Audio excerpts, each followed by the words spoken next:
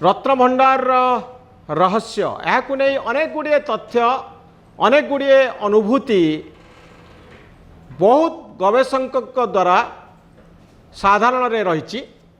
एवं गोटे तथ्य जहाँ सामना को आसूची जे रत्नभंडार भितरे गोटे बाहर रत्नभंडार गोटे भीतर रत्नभंडार जो भीतर रत्नभंडार खोलिबा जाउछि ता भितरे गोटे सुड़ंग रही। कह जाए गजपति महाराज माने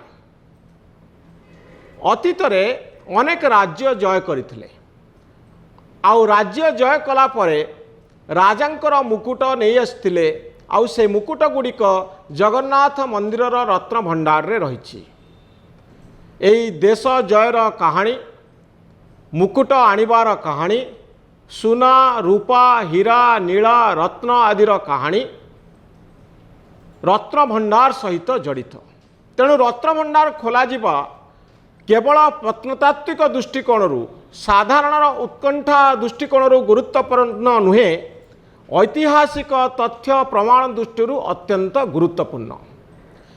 बाकी रहिला एक सुड़ंगर कहानी को नहीं श्रीमंदिर रे प्रशासक भाव में अनेक अभिज्ञता अर्जन करिथिबा रविनारायण मिश्र निज अनुभूति को नहीं कहिथिले जे रत्न भंडार भितरे एक सुड़ंग रही। ए सुड़ंग काहींकी तैयारी करा जाइथिला केउ पर्यंत ए सुड़ंग जाइछि यार सठिक विवरणी कहा पाखरे नाही।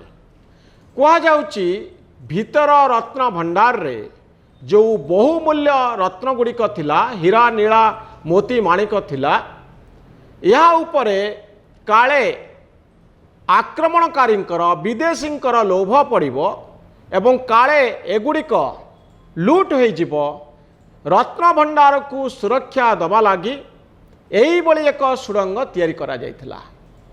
अनेक कहती ए सुड़ंग समुद्र पर्यंत व्यापी थिला कोणार्क पर्यंत जाइछि बोली कई कई मत दियंती किंतु ए सुड़ंगर रहस्य एबे भी रहस्य भितरे रही।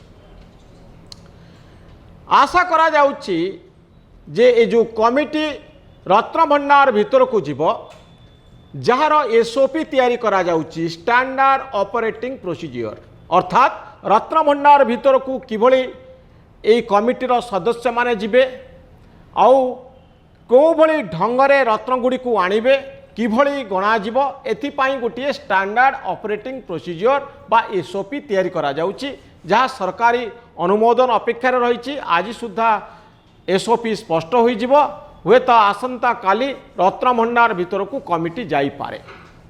एठी बड़ कथा हेउची ए सुड़ंग संपर्क में अधिक तथ्य मिलिबो कि आउ गोटे बड़ कथा हेउची जहाँ वर्तमान सुधा प्राथमिक सूचना मिली जे जो सदस्य माने भीतर को जिबे रत्न भंडार भीतर को जिबे सेमानंक पाई गोटे निषेधादेश रहिबो। निषेधादेश टी कौन निषेधादेश हेउची जे जो अनुभूति हबो जहाँ से माने देखिबे जहाँ अनुभव करिवे ए सबु गणमाध्यम आगरे प्रकाश करिवे नाही।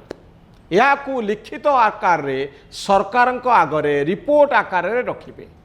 अर्थात रत्न भंडार संपर्क में जो लोक कथा रही जो किंवदंती रही साप जगिची बोली कह जाउची साप शब्द करिवार कथा मध्य अनेक कहती ए सबू को आपण गणमाध्यम रे कहि पारिबे नाही जो माने भीतर को जिबे केवल सरकार को जणैबे।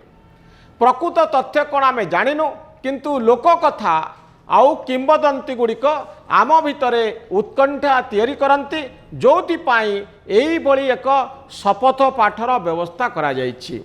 अनेक गुड़िए गाइडलाइन रहिबो रत्न भंडार भीतर को प्रवेश करबा नहीं जहाँ को आमे अपेक्षा करिचे जे एमाने किभली जिबे। आमे देखिचे 2018 मसीह जेतबळे रत्न भंडार भीतर को जीवा पाई उद्यम करा जाइथिला सेतबळे साप धराळी को निया जाइथिला।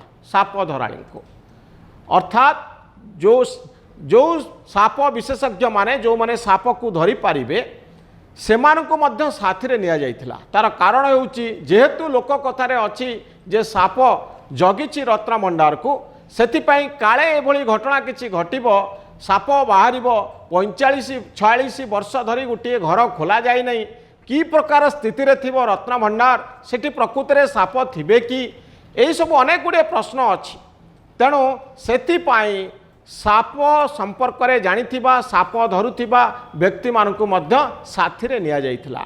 एबे यही घटना पुणी थरे देखिबाकू मिलिबो कि नाही अर्थात साप धराली को भीतर को निया जीवो कि नाही ए प्रश्न उपरे निश्चित भाव में आमे जानिबा पई जानि परिबा जेतबळे एसओपी आम आगरे रहिबो।